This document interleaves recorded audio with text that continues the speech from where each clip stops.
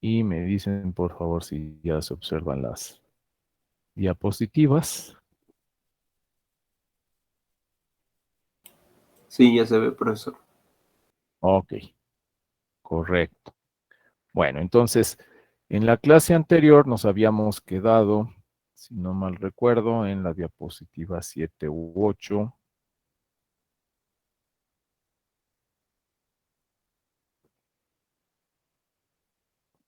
Habíamos revisado, bueno, voy a empezar aquí desde las 5, haciendo un pequeño resumen. Hablamos de los diferentes tipos de procesadores. Básicamente hablamos de las dos arquitecturas que en los mercados actuales, en el mercado actual se utilizan, los CISC y los RISC. Después mencionamos que los procesadores ARM son máquinas RISC avanzadas, diseñadas con el propósito de tener un mínimo consumo de energía, ¿sí? Y posteriormente nos quedamos en esta diapositiva, en donde vamos a tratar los procesadores multicore o multinúcleo y lo que se les conoce también como tecnología multihilo. Bueno, vamos a hablar entonces aquí en esta parte. Y mencionaba que cuando se habla de un procesador multicore o multinúcleo, estamos básicamente hablando ya no de un procesador, de un microprocesador como tal, de una sola CPU, sino el hecho de hablar de un procesador multinúcleo o multicore significa que vamos a tener al menos dos CPUs dentro del chip. Vamos a tener dos unidades de procesamiento dentro del chip. Generalmente, estos procesadores tienen dos núcleos en su forma más básica y después van agregando núcleos en cantidades que son pares o que incluso llegan a ser potencias de base 2. Pueden ser 4 núcleos, 8 núcleos, 16 núcleos, etcétera. Y bueno, pues eso quiere decir que la capacidad de procesamiento, la cantidad de información que se puede procesar, la velocidad con la cual se puede procesar aumenta porque se puede estar trabajando con procesamiento en paralelo. Es decir, si yo tengo varias CPUs dentro del chip, pues cada una de las CPUs puede estar ejecutando un programa o una aplicación a la vez. Y entonces, bueno, pues los programas están corriendo en paralelo y eso les da mucha mayor velocidad. Pero ¿por qué? ¿Por qué se decide ahora utilizar varias CPUs dentro de un procesador? ¿Por qué no continuar con la filosofía original, que era la de una sola CPU? Bueno, como les decía, para aumentar la velocidad del rendimiento del procesador de una CPU, pues lo que se venía haciendo era incrementar la frecuencia del reloj. Como hemos visto y hemos analizado, si yo aumento la frecuencia del reloj, pues el procesador puede leer más rápidamente la información de la memoria, puede ejecutar más rápidamente las instrucciones. Pero aumentar la frecuencia del reloj más allá de las gigahertz, de los gigahertz, es una situación que se empieza a complicar porque al hacer más alta la frecuencia, voy a tener más problemas de pérdidas, de disipación de calor, voy a tener más problemas con el manejo de las capacitancias parásitas en el chip, voy a tener más problemas porque los componentes se tienen que hacer más pequeñitos, más diminutos, y esto dificulta la fabricación y también hace que el chip pues pueda presentar más defectos durante el proceso de fabricación. Entonces, seguir aumentando la frecuencia del reloj, además, no se puede hacer de forma indefinida. Cuando hablamos ya de frecuencias de gigahertz, pues ya estamos hablando de frecuencias muy altas. Y lo que sigue de esas frecuencias de gigahertz, pues ya son frecuencias en el espectro visible. Ya estamos hablando de radiación de luz infrarroja y posteriormente de luz visible. Entonces, pues la frecuencia del reloj no se puede ir hasta el infinito, porque entonces el comportamiento, la física del circuito ya cambia. Dejaría de ser un componente electrónico y empezaría a trabajar con frecuencias de luz, empezaría a trabajar de forma óptica. Entonces cambia completamente la física, cambiaría completamente la estructura del CPU. Y bueno, pues es una tecnología que aún sigue en investigación y en desarrollo. Así que, ¿cuáles son los problemas? Como les decía, de aumentar el reloj, la frecuencia del reloj, pues que se va aumentando la complejidad y cambia la tecnología del componente. Para superar este problema o para superar este obstáculo de que la frecuencia del reloj no puede aumentar indefinidamente, pues entonces los fabricantes de procesadores deciden que es mejor colocar varios CPUs dentro de un chip y que los programas se ejecuten de manera paralela. Para entender esto, me voy a apoyar en la figura que tenemos aquí, la primera figura que aparece en la parte superior, donde lo que podemos ver es como si tuviéramos aquí un pequeño canal, un ducto, donde están llegando estas esfitas de color.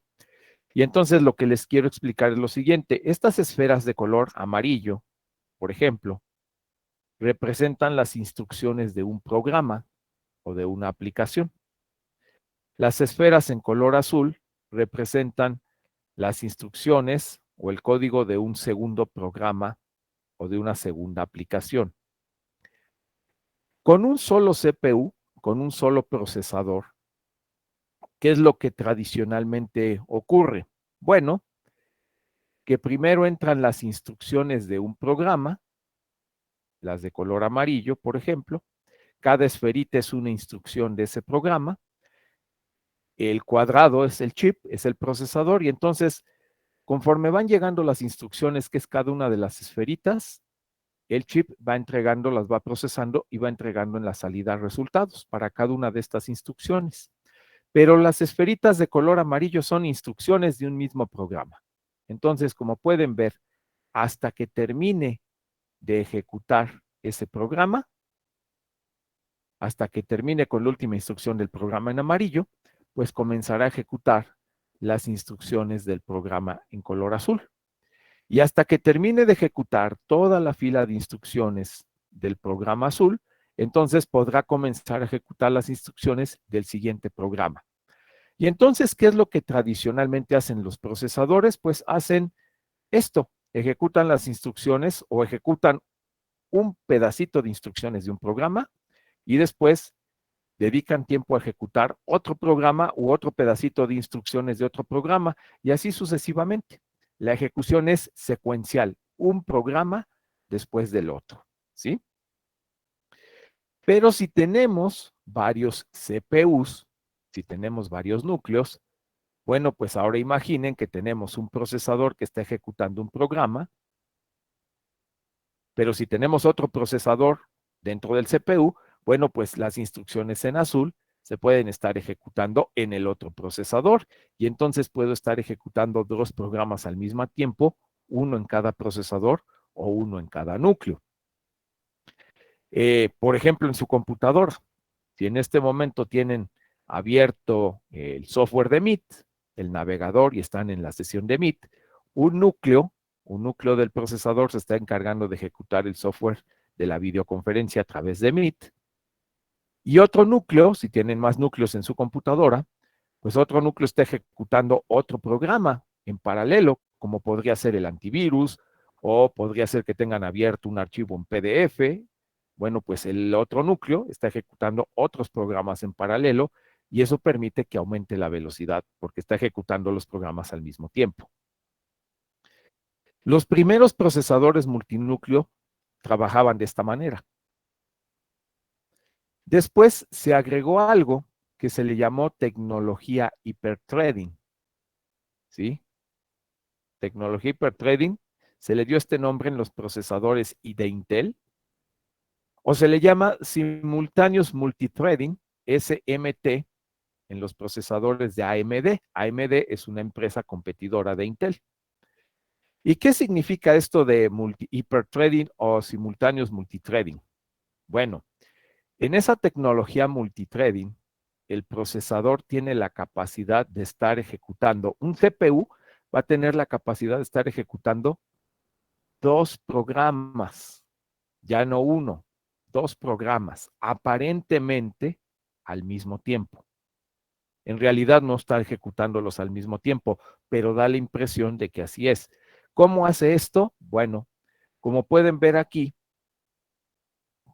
tiene un ducto, vamos a decir un canal, que le llama thread 1 o hilo 1, por donde van a llegar las instrucciones en color amarillo de un programa. Y tiene un segundo canal o hilo, un thread 2, por donde llegan las instrucciones del segundo programa en azul. Y lo que hace el procesador internamente es que va alternando, va ejecutando instrucciones de un programa, por ejemplo el amarillo, pero luego entre los espacios de búsqueda de una instrucción y la siguiente del amarillo, puede empezar a ejecutar instrucciones del segundo programa en color azul. Y entonces se va dando una alternancia, se va ejecutando una instrucción en amarillo, luego una en azul, una en amarillo, otra en azul. Y entonces los procesadores o los núcleos que tienen estas tecnologías hiperthreading o SMT pueden estar ejecutando 2 programas por cada núcleo. Y eso significa que entonces, si ustedes tienen un procesador de 2 núcleos, pero esos 2 núcleos tienen esta tecnología hiperthreading, podrían estar ejecutando 2 programas por cada núcleo, en total podrían estar ejecutando 4 programas o 4 aplicaciones al mismo tiempo. En eso consiste esta tecnología hiperthreading, que en lugar de que cada CPU ejecute un programa a la vez, pues puede ejecutar dos programas al mismo tiempo. ¿Cómo generaron o cómo hicieron que un CPU pudiera estar ejecutando estos 2 programas aparentemente al mismo tiempo? Bueno, pues se basan en los que vimos al inicio de las diapositivas, se basan en los ciclos de operación del procesador. Me voy a regresar aquí a esta diapositiva, en donde les explicaba en la clase pasada que un procesador, ¿qué es lo que hace? Busca una instrucción en la memoria y la ejecuta. Una vez que termina de ejecutar esa instrucción, busca la segunda instrucción y la ejecuta. Luego va por la siguiente instrucción y la ejecuta. Esto es lo que hace un CPU normal, sin tecnología multithreading. Lo que hicieron los diseñadores de Intel y AMD es que ahora el procesador busca una instrucción de un programa, la ejecuta y en el momento en que está ejecutando la instrucción de ese primer programa, al mismo tiempo está buscando ya la instrucción del segundo programa. Entonces, cuando va a buscar la siguiente instrucción del primer programa, en ese momento comienza a ejecutar la del segundo y va alternando. Ejecuta la instrucción de un programa y al mismo tiempo está buscando la que sigue. Busca la de este programa y empieza a ejecutar la del otro. Y entonces eso es lo que permite los diseñadores de Intel y AMD lo que consiguieron es que el procesador multithreading esté buscando instrucciones de un código, pero al mismo tiempo está ejecutando la de otro, y eso da la impresión de que tiene 2 programas corriendo al mismo tiempo. En esta gráfica se puede ver mejor. Aquí, en esta figura, estamos hablando ya de un procesador. Aquí, por ejemplo, de 4 cores o de 4 núcleos. Cada uno, vean, recibe las instrucciones de un programa o de una aplicación. Estos 4 núcleos pueden estar corriendo 4 programas al mismo tiempo. Pero si tienen la tecnología multithreading, entonces pueden estar recibiendo 2 programas o ejecutando 2 programas cada núcleo y entonces se multiplicaría. Si tengo 4 núcleos con tecnología multithreading, podría estar ejecutando hasta 8 programas u 8 aplicaciones simultáneamente. ¿Sí? Si son 4 núcleos, pero no tienen esa tecnología multithreading, bueno, entonces solamente es un programa por cada núcleo. Bien. ¿Alguna pregunta hasta aquí? ¿Alguna duda? No, profe. Ok. Ahora, bueno, una computadora, si ustedes tienen una computadora con un procesador de múltiples núcleos, ya sea que tenga la tecnología multihilo hiperthreading o que no la tenga, que sean simplemente los núcleos normales. Pues para poder hacer este trabajo en paralelo, va a requerir de una memoria muy rápida. Obviamente, pues una computadora con esa velocidad requiere de memoria muy rápida. Y entonces esa memoria rápida se le llama memoria caché, que es de tecnología SRAM. Todos estos procesadores tienen internamente memoria tipo caché y existen 3 niveles de memoria caché llamados L1, L2 y L3.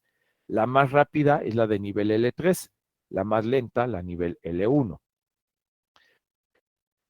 Otra cuestión, si yo quiero sacarle el máximo provecho a un procesador multinúcleo, pues también tengo que utilizar un sistema operativo y un software actualizado a la tecnología de ese procesador. ¿Qué quiere decir esto? Que si yo voy a usar el procesador más moderno, pues necesito que mi computadora también tenga el sistema operativo con la última versión para que ese sistema operativo esté diseñado a sacarle el máximo provecho al procesador. Porque si yo le instalo un sistema operativo que no está diseñado para esta tecnología, pues lo único que voy a lograr es que el procesador trabaje con las capacidades que tenga este sistema operativo antiguo y entonces pues voy a estar desperdiciando su potencial, no le voy a estar sacando el máximo provecho. Generalmente cuando los fabricantes de procesadores sacan una nueva tecnología, generalmente a la par o muy poco tiempo después, también aparecen los sistemas operativos que permiten aprovechar al máximo esa tecnología. Entonces, si ustedes quieren un procesador con todo este poder, sacarle el máximo provecho, pues su sistema operativo también tiene que ser reciente y estar actualizado. Si no, no le van a sacar provecho a ese procesador. Y por último, la memoria externa, la RAM externa, pues debe ser del tipo DDR4, una memoria tipo dual access de la más alta velocidad. Como ya lo vimos, debe ser de la máxima frecuencia que tenga el procesador, pues vale también tipo 2. ¿Sí? ¿Alguna pregunta, alguna duda?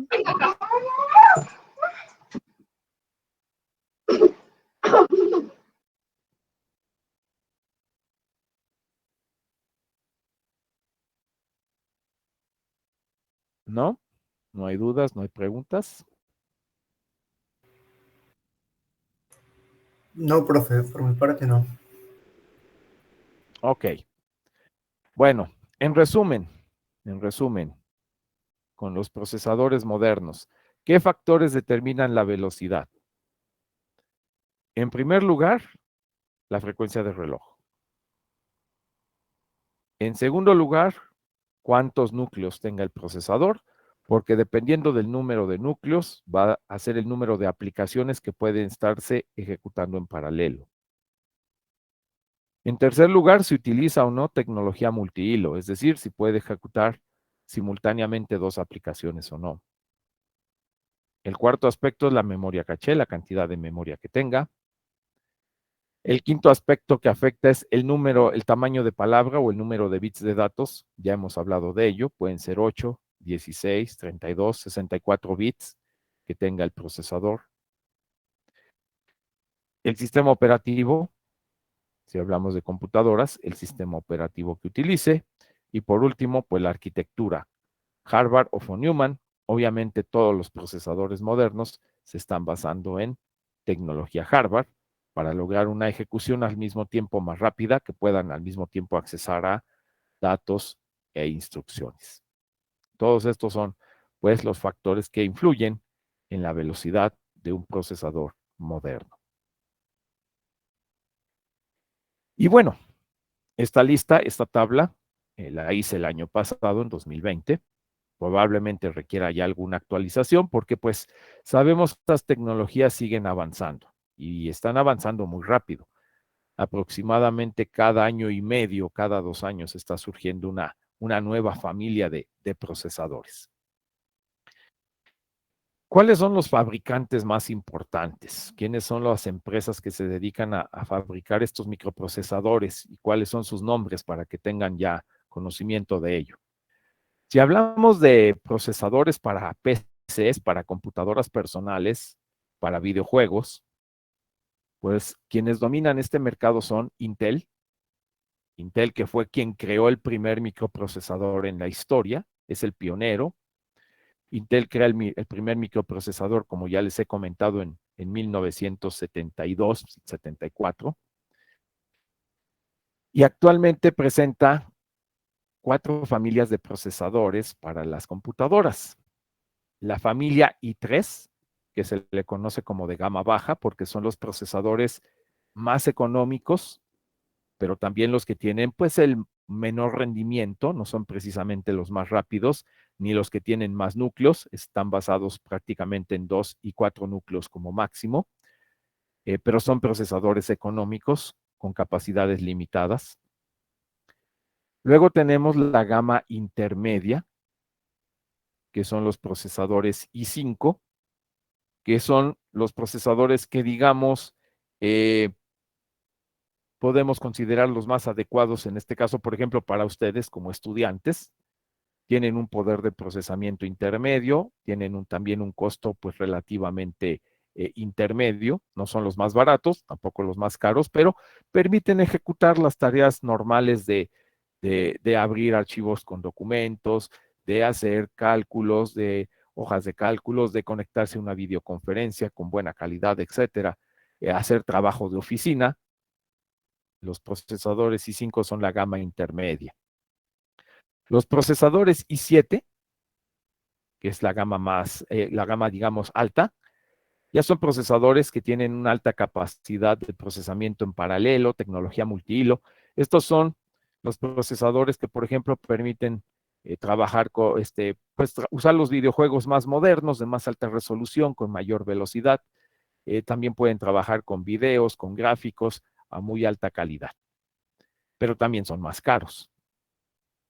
Y por último, la gama profesional o los i9, que estos procesadores ya poseen muchos núcleos, muchísimos núcleos, pero también son los más caros. Eh, no serían recomendables para una computadora normal en nuestra casa. Estos procesadores ya están más que nada orientados a, como lo dice, al trabajo profesional, a quienes se dedican, por ejemplo, a hacer animación por computadora, a diseñar los videojuegos, a probar el rendimiento de videojuegos, etcétera. Estos son para diseño gráfico, diseño en tercera dimensión y procesamiento con inteligencia artificial, o trabajo en un laboratorio de investigación. Bueno, pues para eso son los procesadores i9, los más avanzados, pero también los más caros en este momento. Después tenemos la empresa AMD. AMD ha sido el competidor de Intel en este mercado de los procesadores para computadoras. Y en la actualidad tiene 3 familias: Ryzen 3, que es la competencia de los procesadores i3, Ryzen 5, que es la competencia de los i5, y Ryzen 7, que es la competencia de los procesadores i7. Son la gama baja, la gama intermedia y la gama alta de procesadores para computadoras. AMD tiene la ventaja de que siempre ha sido más económico que Intel. Son procesadores más baratos. Pero antiguamente también eran procesadores que no alcanzaban el mismo rendimiento de Intel. Tenían un rendimiento de aproximadamente el 60, el 70% de lo que alcanzaba a tener un procesador Intel. Actualmente los Ryzen 3 y Ryzen 5 tienen muy buen desempeño comparado con los Intel. No llegan todavía a ser equivalentes, pero ya andan entre un 80, un 90% del rendimiento de Intel. Y hay algunas aplicaciones en donde ya los igualan o incluso lo han llegado a superar. Por ejemplo, en el Ryzen 7 llega a ser incluso mejor que el Intel en algunas aplicaciones, no tanto en otras. Ahí hay que ver también una cuestión, que es el software. Intel, como ha sido el pionero desde siempre, los diseñadores de software, los diseñadores de sistemas operativos como Windows, los paquetes de software, generalmente están diseñados para trabajar de forma óptima con Intel y no tanto con AMD. Entonces, bueno, eso hace que AMD también por esa razón baje su rendimiento, porque los diseñadores de software trabajan más en asociación con Intel que con AMD, pero tiene un buen rendimiento y es más económico que Intel. Y el tercer grupo el tercer grupo de procesadores que está incursionando son los ARM, los procesadores ARM, que se están empezando a utilizar en las Mac de Apple. Las Mac venían utilizando tecnología Intel, pero actualmente están migrando a procesadores ARM para competir en las gamas de alto desempeño con Intel. Luego tenemos otro grupo de fabricantes de procesadores que son para los dispositivos móviles. Vamos a tener para los teléfonos principalmente y para las tablets, que aquí se usan procesadores tipo ARM, pero bueno, dependiendo del fabricante de teléfonos, generalmente pues le dan a esos ARM su propia denominación y le hacen algunos ajustes. Ahí vamos a tener, por ejemplo, los procesadores Snapdragon de un fabricante llamado Qualcomm. Vamos a tener para los teléfonos Samsung, que ellos utilizan Exynos, que es otra familia de procesadores. Huawei utiliza dos familias de procesadores que son los Kirin y los High Silicon. Apple, todos los teléfonos Apple, todos los iPads. Apple fabrica sus propios procesadores que les denomina la familia A10, A11 y A12.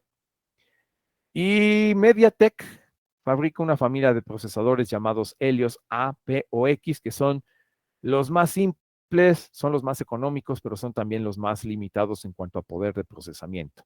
De aquí, de todas estas familias, pues los más poderosos son sin duda los de Apple, los A10, los A11 y A12 que utilizan en los iPads.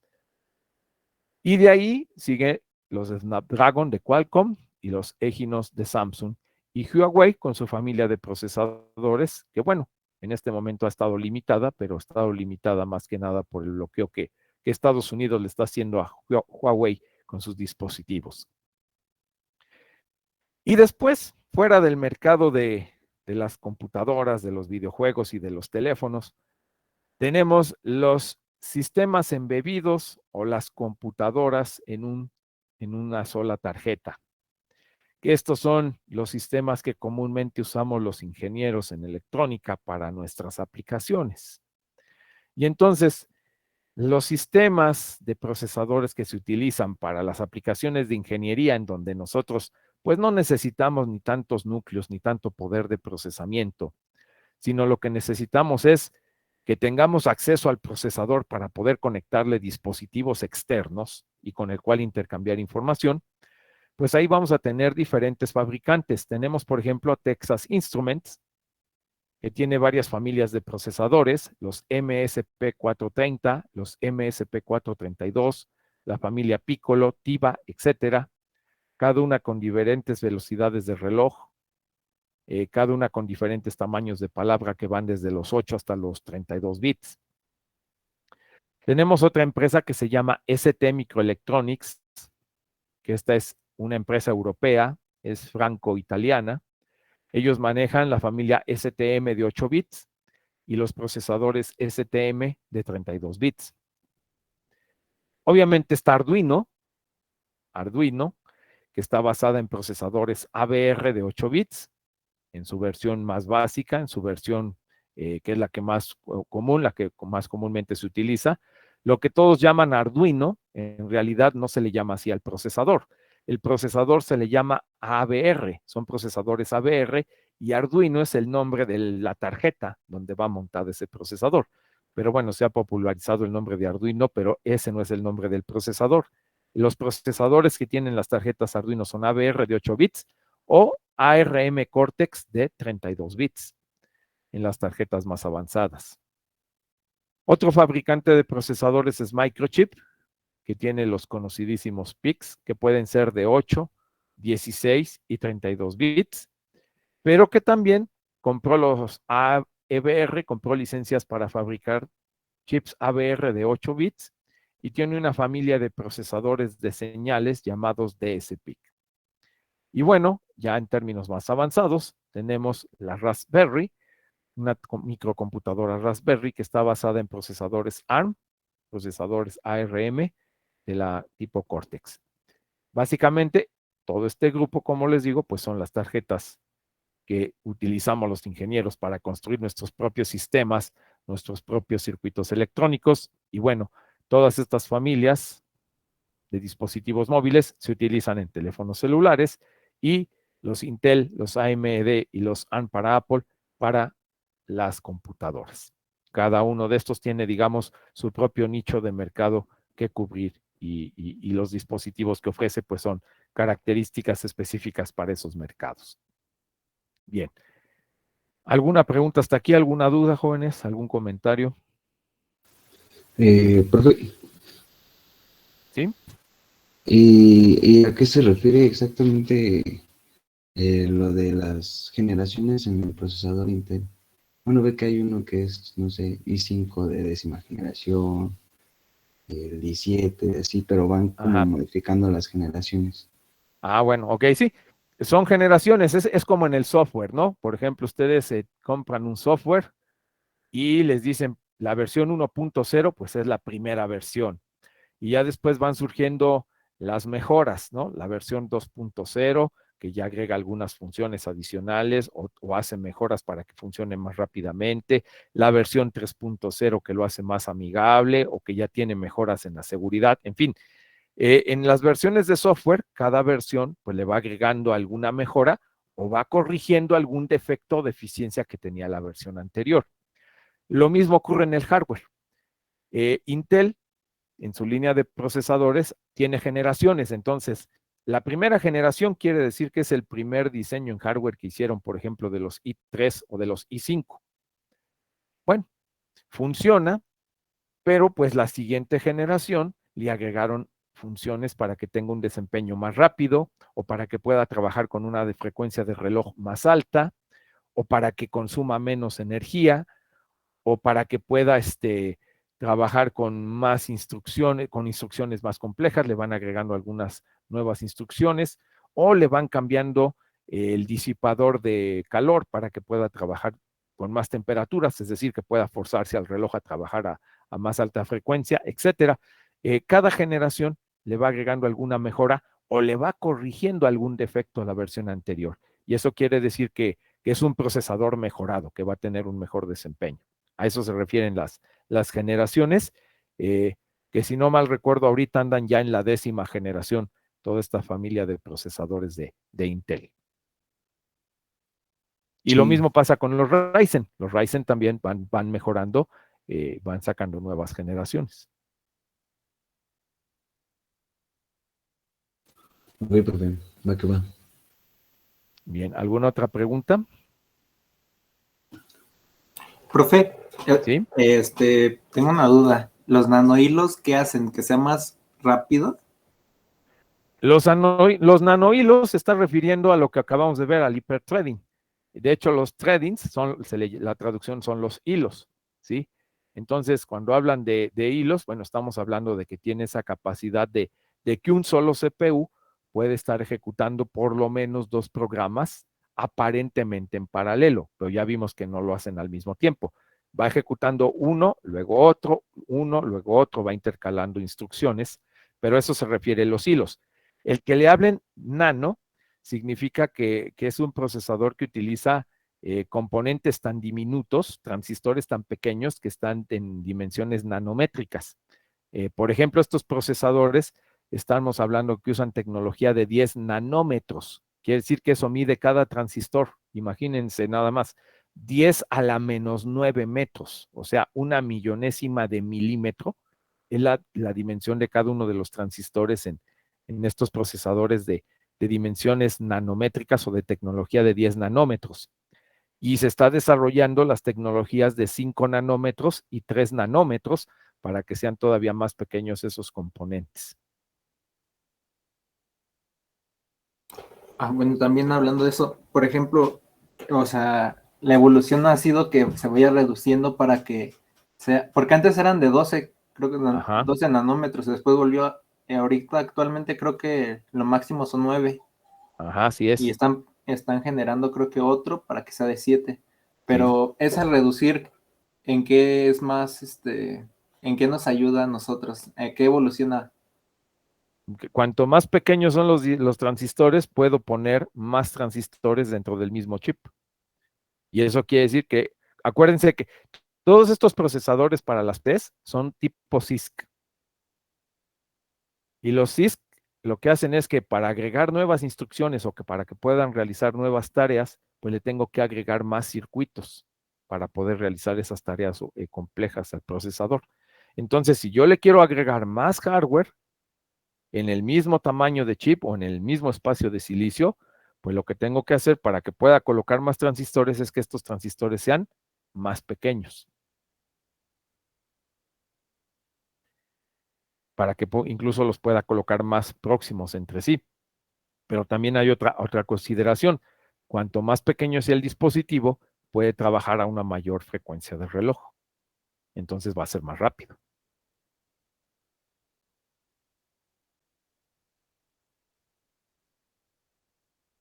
Gracias, profe. Ok. ¿Alguna otra pregunta?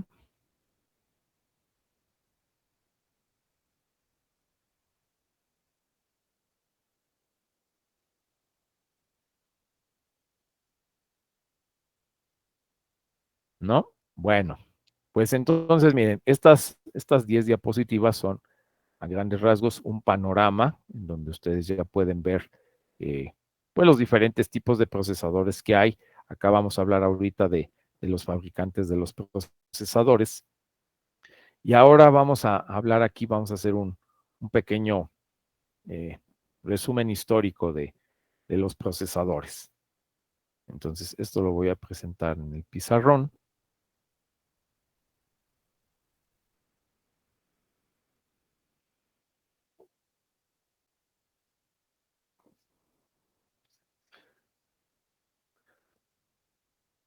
Para que tengan también un contexto histórico.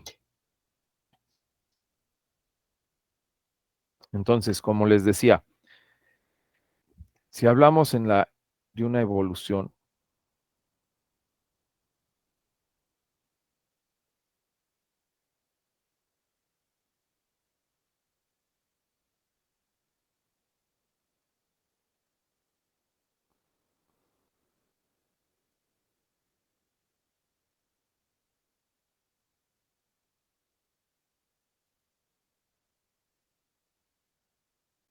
si hablamos históricamente cómo han evolucionado los microprocesadores,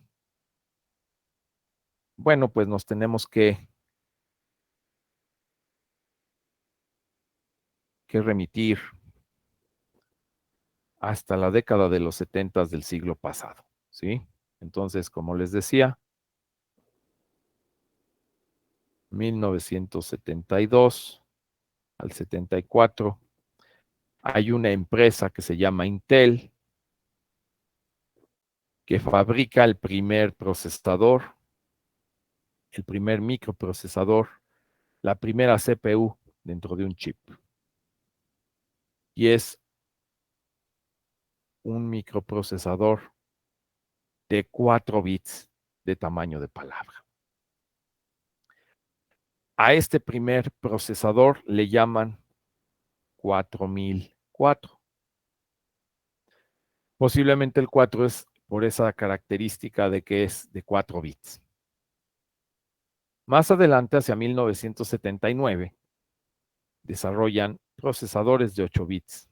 Y entonces al siguiente le llaman procesador 8008. Después surge el procesador 8086. Esto ya es en la década de los 80, de 16 bits.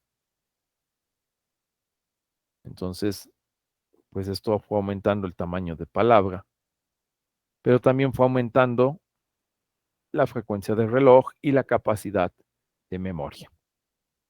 Luego sacaron un procesador llamado 8088, que era compatible con arquitecturas de 8 y de 16 bits. Trabajaba con dispositivos externos de 8 bits, pero internamente podía realizar operaciones de 16. Y siguieron. Después siguió el 80, 286. Los nombres de los procesadores eran por números. Después siguió el 80, 386, el 80, 486, hasta que decidieron cambiar. dijeron, bueno, ya no vamos a seguir denominándolos a través de números. Y el siguiente procesador en la lista le llamaron Pentium.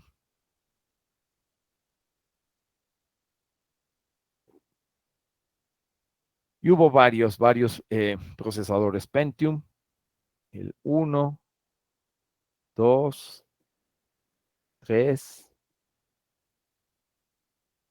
4, ¿sí? Todo esto ya fue durante las décadas, los 80 llegó hasta el 286, el 386, si no mal recuerdo. Posteriormente, ya en la década de los 90 del siglo pasado, surgieron los 486, los Pentium 1, 2 y 3. Así llegamos hasta el año 2000, al año 2000. Y en el año 2012 aproximadamente, ahí es donde nuevamente Intel decide cambiar los nombres y dice, bueno, ya no les vamos a estar llamando Pentium 1, 2, 3, 4, ya no vamos a seguir con la cuestión de esta denominación genérica. Y es cuando surgen precisamente los procesadores multinúcleo y empieza a generar los procesadores i3 y como ya vimos, los i5, los i7 y actualmente los i9. Entonces, pues si ustedes en la literatura, en la tecnología, oyen hablar de todos estos procesadores, bueno, pues ha sido la evolución histórica, cómo fueron surgiendo.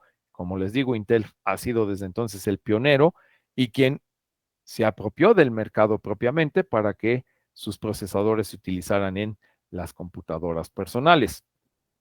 Caso aparte es hablar de las Apple, de las computadoras Apple o de las Mac que están basadas, se basaron ellos en otro procesador diferente, en otro fabricante de procesadores que es Motorola, que ellos empezaron a trabajar con otros procesadores diferentes y bueno, pues posteriormente también utilizaron Intel y actualmente están trabajando con tecnología ARM, que ese es el otro punto. Cuando surgen los procesadores ARM, que son de bajo consumo de energía, bueno, pues las Mac de Apple comienzan actualmente a utilizar este tipo de dispositivos y las ARM pues se utilizan prácticamente en todos los dispositivos móviles por esa característica de bajo consumo de energía, ¿sí? Y bueno, como les digo, otros fabricantes de chips, ya los que acabamos de mencionar, Texas, ST, Microchip, Arduino, pues todos ellos ya se basan en sus propios procesadores, en otras familias de procesadores que fueron surgiendo, pero bueno, son procesadores con una capacidad de procesamiento y velocidades obviamente inferiores, bastante inferiores a los que se utilizan en una computadora. ¿Por qué? Porque los procesadores que nosotros vamos a utilizar, que son para censar variables, para hacer algunos procesos relativamente sencillos, para controlar algunos dispositivos, pues no requieren ni tantos núcleos ni tanta capacidad de procesamiento. ¿Ok? Entonces, bueno, este es un panorama histórico de cómo fueron evolucionando, como les digo, desde 4 bits y actualmente pues estamos hablando de núcleos de 32 y 64 bits de tamaño de palabra. Y esto, el número de bits de cada núcleo, pues es lo que define la versión de Windows o la versión de sistema operativo que soporta. Si el Windows que utilizan ustedes en su máquina es de 32 bits, pues quiere decir que tienen un núcleo de 32 bits de tamaño de palabra. Si su procesador, si su sistema Windows es de 64, pues quiere decir que tienen un procesador con un núcleo de 64 bits de tamaño de palabra. Y obviamente, pues eso le permite hacer un mayor desempeño, ejecutar aplicaciones con mayor velocidad. Bien, y con esto, bueno, pues como les decía, tienen ya un panorama general de todos los dispositivos y familias de microprocesadores que hay en el mercado. ¿Alguna pregunta? ¿Alguna duda?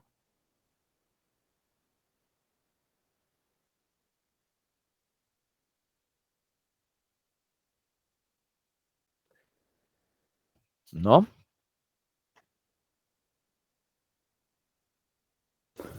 No, profe. Bueno. Ahora bien, con esto se recordarán que teníamos una guía que les dejé resolver previo al examen. Entonces, en esa guía me parece que resolvieron hasta la pregunta número 20. si no me equivoco. De hecho, revisamos hasta la pregunta número 20. Bueno, voy a compartir aquí ahorita la guía de nuevo en la pantalla.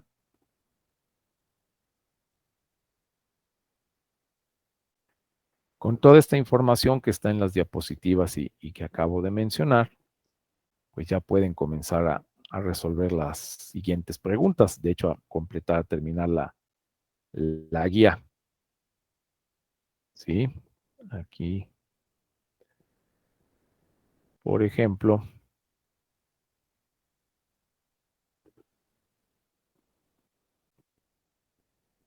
aquí está.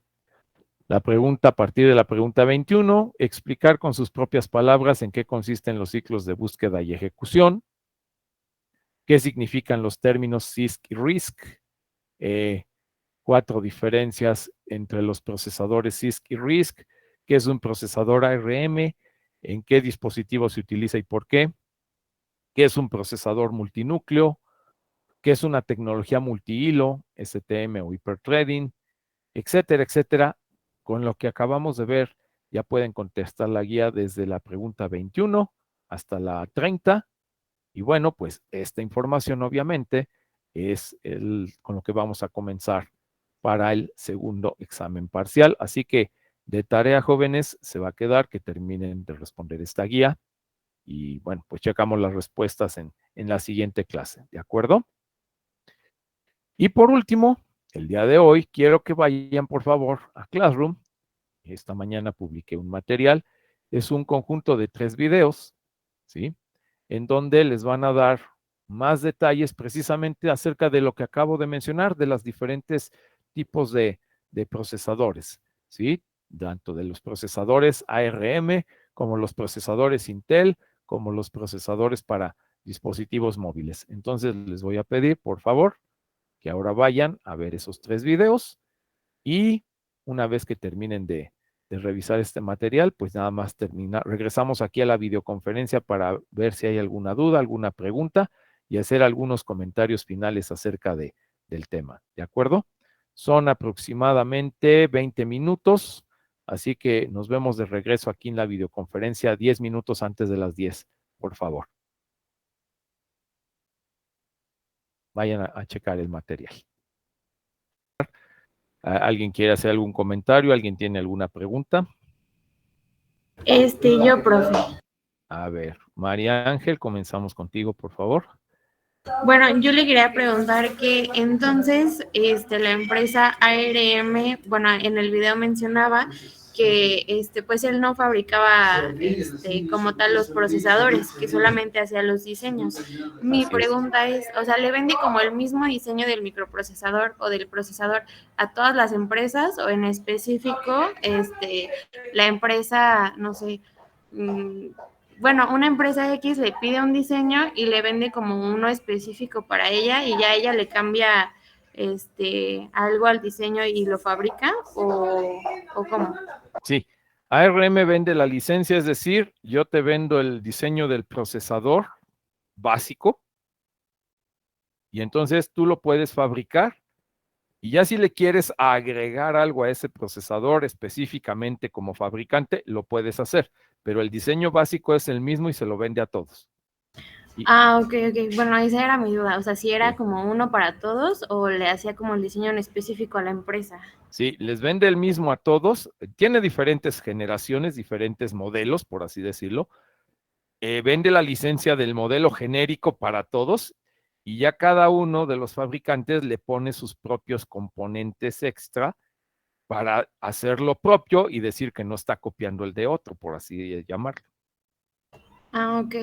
Pero el CPU es lo mismo. Lo que llega a cambiar es si le agregan memoria, cuánta memoria, qué tipo de memoria, cuántos puertos o qué interfase de comunicación.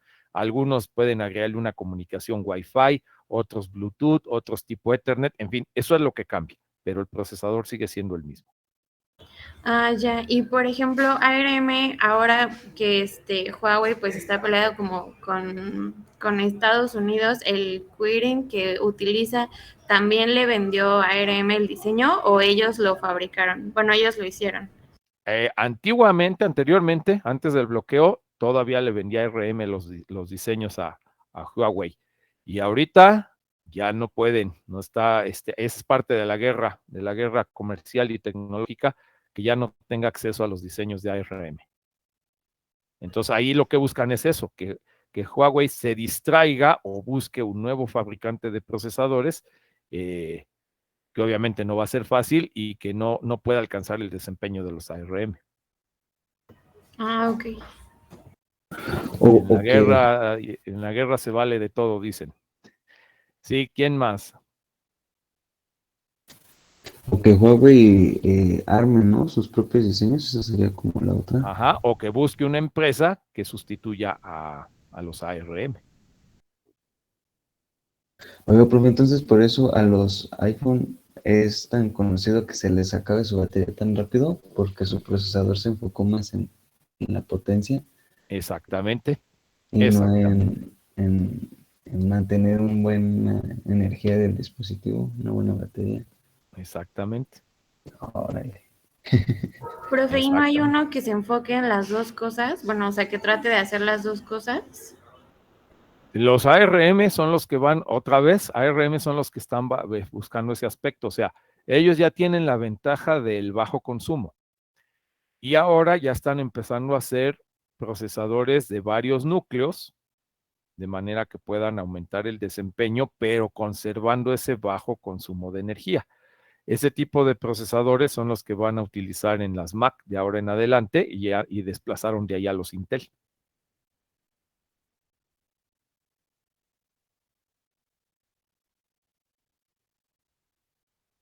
Ok, bueno, para terminar el día de hoy, ya estamos sobre el tiempo final de la clase.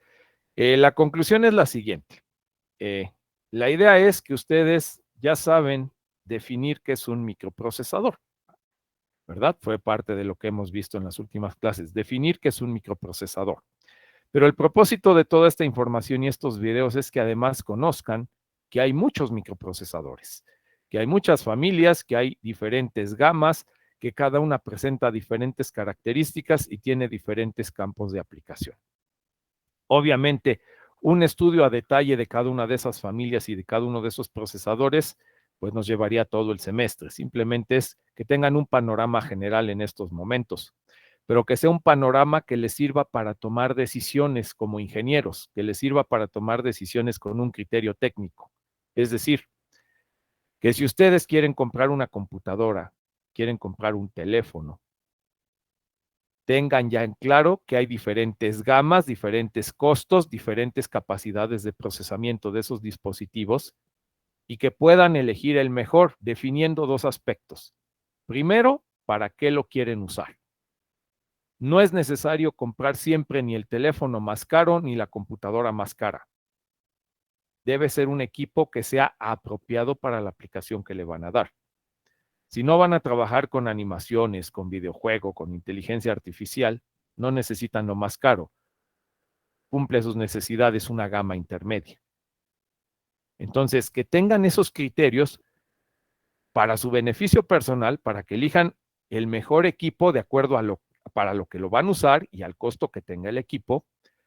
Pero esas habilidades técnico-económicas también son muy apreciadas ya en el ámbito profesional, porque el día de mañana, cuando estén trabajando, probablemente les van a pedir que propongan qué equipos de cómputo se requieren en una oficina o en un laboratorio. Y ustedes sepan, con base en criterios de ingeniería, elegir cuál es lo mejor. ¿Sí, María Ángel, ibas a comentar algo? No, profe, perdón, se me activó el micrófono. Ok, no hay problema. Entonces, eso es parte de esta idea, que ustedes conozcan el panorama general de los microprocesadores y que puedan elegir el mejor, tanto para su uso personal como para recomendarlo, puede ser a un familiar, a un amigo. Miren qué bonito sería que alguien les pregunte a ustedes, futuros ingenieros, qué computadora me sugieres que puedo comprar o qué tipo de procesador le debo instalar o qué teléfono comprar y que no den una respuesta, ¿verdad? Que mejor se tengan que asesorar en la plaza de la computación ahí en el centro. Pues no. Eso es algo que nunca me ha parecido en ESIME, que somos muy técnicos y muy matemáticos, pero a la hora de algo práctico, ¿qué pasa si alguien les pide un consejo y les dicen qué computadora o qué procesador me conviene usar? Pues que ya tengan un panorama y que sean capaces de dar una respuesta. Y si no la tienen en ese instante, por lo menos digan, lo voy a consultar y te puedo dar esa respuesta en un día, porque saben en dónde está la información y saben las características de cada uno de estos tipos de procesadores, ¿ok? Bueno. En el Classroom del profe lo vamos a contar. Bueno, sí, pero este Classroom está disponible mientras sean mis alumnos. Muy bien, pues con esto terminamos el día de hoy, jóvenes. Muchas gracias y excelente día para todos. Gracias, igual.